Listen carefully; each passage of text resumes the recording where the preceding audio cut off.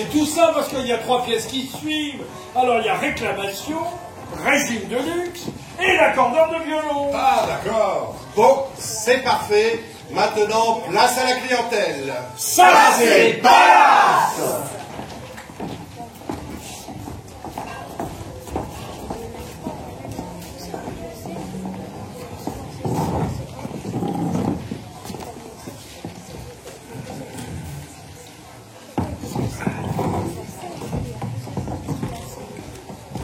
Monsieur a un problème.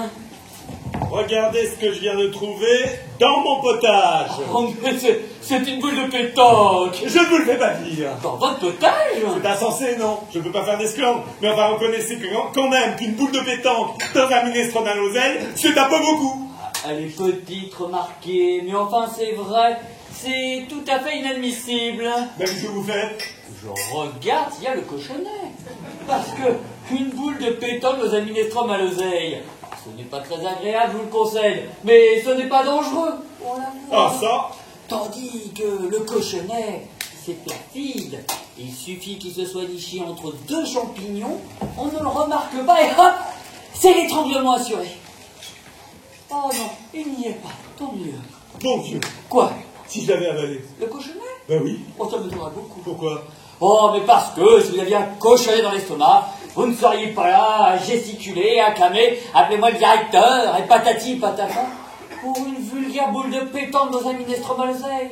Oh, vous n'en auriez pas la force, hein. Vous seriez faible. Hein. Ah. Oh là oui, hein. Ça épuise un cochonnet. Vous seriez groggy. Vous auriez avalé votre potage avec la boule de pétanque sans même vous en apercevoir. Ah bon, bah vous me rassurez alors.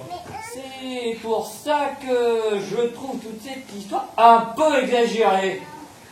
Pas l'ombre d'un cochonnet dans la soupière.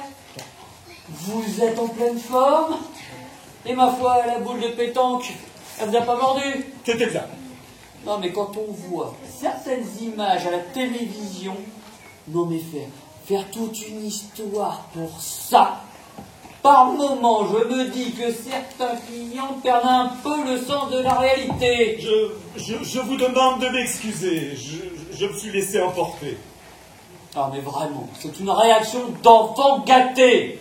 Je suis navré. Ma mère m'a toujours passé tous mes caprices et je me crois tout permis. Je suis infernal. J'ai honte. Bien, bien. Raymond, voulez-vous changer l'assiette de monsieur? Non. Mais alors, qu'est-ce qui ferait plaisir à monsieur? Remettez-la moi. Quoi, la boule?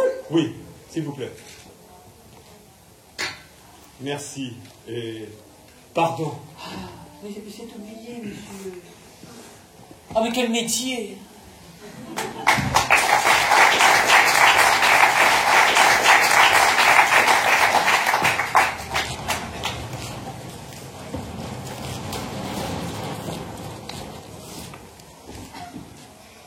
Bonjour, monsieur Swinch. Bonjour Félix.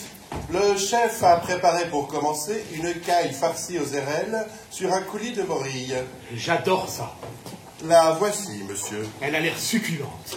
Elle l'est, monsieur. Prêt, monsieur? Prêt.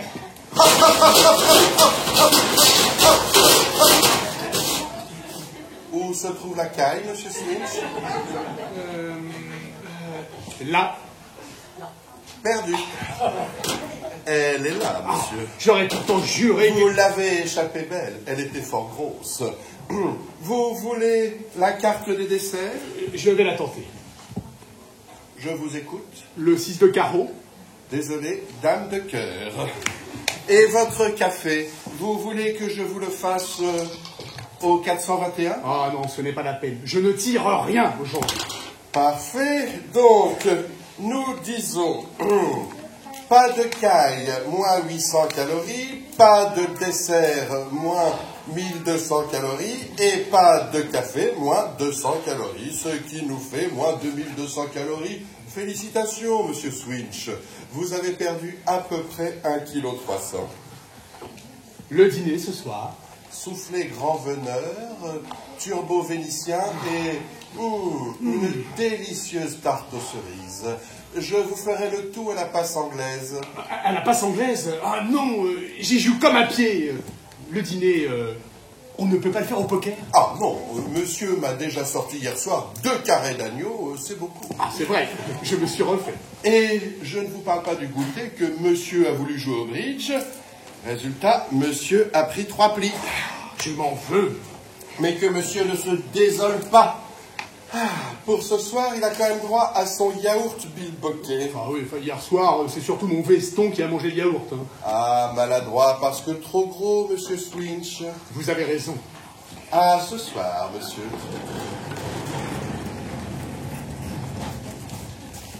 Vu, monsieur Swinch. N'essayez pas de tricher avec moi au jambon beurre. Allez-y, je mérite une tarte.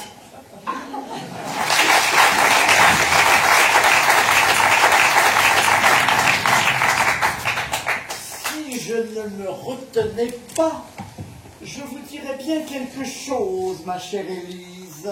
Eh bien, moi, je vais vous le dire. Vous faites chier. Vraiment. Chier, chier, chier. Voilà, c'est dit. Je vous reconnais bien là, idiote et de surcroît vulgaire. Et je vous emmerde, Edmond. J'ai le regret de vous dire, ma chère Élise, que quand vous parlez, j'ai l'impression d'entendre un paix, un vieux paix. Mais c'est parce que vous avez une tête de cul, Edmond. À propos de tête de cul, fermez la bouche, Élise, vous plaît. Ça chauffe à la table de monsieur et madame Hafner. Mais que se passe-t-il? J'ai l'impression qu'ils ont du mal à accorder leur violon. Vous avez fait appel à l'accordeur, bien sûr. Non, monsieur le Eh directeur. ben, quoi pensez-vous? Bon, je m'occupe. John, un petit travail de réglage de table 17, s'il vous plaît. Bien, monsieur Gontran. Mais quel est con! Mais quel est con, Saint-Joseph! Quel est con! Tu sais ce qu'il te dit, Saint-Joseph, tête de nœud? J'ai l'impression qu'il travaille, John. Vous êtes vraiment une truie, Élise. Et vous, mon pauvre ami, vous n'êtes qu'une crotte. Une crotte de nez.